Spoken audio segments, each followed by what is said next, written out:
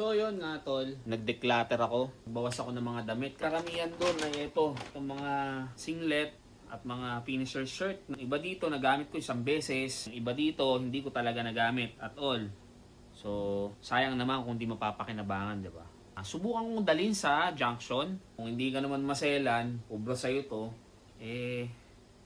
sa'yo na lang. May mga utol tayo doon, mga kabataan doon sa junction.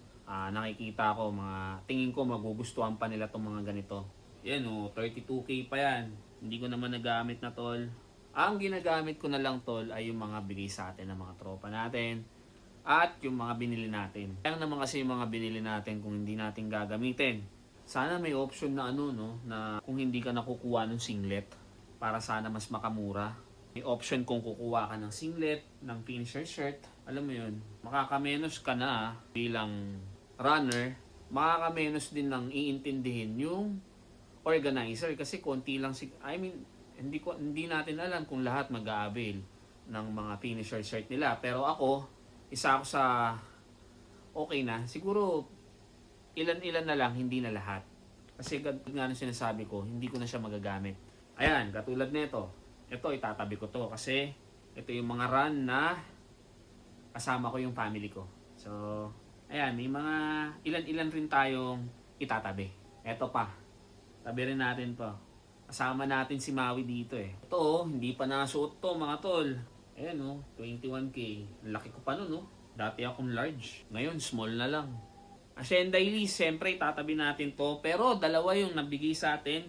Nung nagkita tayo, tapos nakuha din ako ng isa pa nung mismong araw nung event. Itong small, keep natin. Tapos itong medium, bibigay natin sa mga utol natin dyan sa junction. Hindi ko pa nasuot to tol. May plastic pa nga yung iba. First 16K ko. Ayan laki Malaki na sa akin, di ba? Medyo malaki na rin yung pinayat ko. So, hindi na rin naman natin siya magagamit. Bigay na natin sa mga utol natin dyan sa junction. Sakto, papasyal natin si Sasha. Try na natin tong i-alok. Kung gusto, pag ayaw, wala namang pilitan. Tsaka natin siya ibibigay sa iba. Siyempre, mas una kong i-alok dyan sa mga utol natin dyan. Sa junction na tumatakbo. Kasi siyempre, pangtakbo to eh. So, mas makaka-appreciate na ito yung mga tumatakbo. Dala na rin tayong sticker. May mga nanghihingi sa akin dun. Hindi ko nabibigyan. Nakakalimutan ko. Yun. Wala pa ako masyadong nakitang tumatakbo mga tol.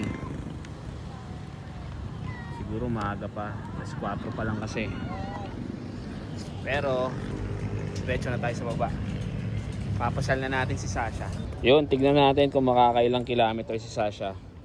Sipin mo, siguro 20 to 25 pieces to mga tol. So kahit 2 linggo akong magsuot ng pangtakbo, hindi pa rin ubos. Yun, 1K. Kakatatlo na tayo mga tol.